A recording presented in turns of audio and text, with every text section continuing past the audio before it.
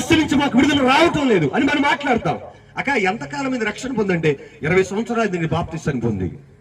ఎంతకాలం నుంచి నువ్వు దేవుడు మందిరానికి వెళ్తావంటే పుట్టుకతో మేము క్రైస్తవులు అండి, కానీ మా జీవితాలు ఇంకా కన్నీరు పోలేదు, మా జీవితాల్లో శోధన తొలగించబడలేదు, మా జీవితాల సమాధానం ఇంకా రావడం లేదని ఎంతో మంది తల్లులు కన్నీరు కారుస్తారు. అక్క ఏంటిది సమస్య అంటే మా బిడ్డలు మా మాట వినట్లేదు. క్రైస్తవ కుటుంబాలు ఈరోజు దుఃఖము ఏర్రే పాడుతా ఉంది. 20 సంవత్సరాల వారి దగ్గర మనస్సు వచ్చినప్పటికీ కూడా కన్నీరు పోలేదు. ఈ రాత్రి ప్రభువు నమ్ముకొని ఎంతకాలమైందో నీ జీవితం ఇంకా కన్నీరు పోలేదా?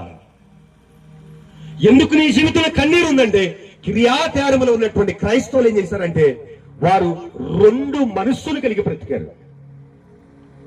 2 మనస్సులు, 2 స్వభావాలు కలిగి బ్రతుకుతున్నారు. ఎవరాళ్ళు? మందసాన్ని కలిగినటువంటి క్రైస్తవులు, దేవుని కలిగినటువంటి క్రైస్తవులు, దేవుడి యొక్క ఆజ్ఞలు కలిగినటువంటి క్రైస్తవులు. మనస్సు వారి దగ్గరకు వచ్చినా కానీ ఏం పోలేదు వారికి? దుఃఖం. నీ జీవితంలో కన్నీరు పోయిందా? యేసు ప్రభువుని నమ్ముకున్నావు, ఎందుకు నువ్వు ఇంకా అనుభవిస్తా ఉన్నావు? దానికి గల కారణాలు ఏంటంటే అక్కడ మనం చదువుదాం.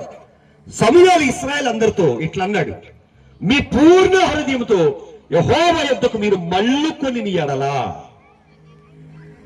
ఏం చేస్తున్నారట? హల్లు చెప్పండి.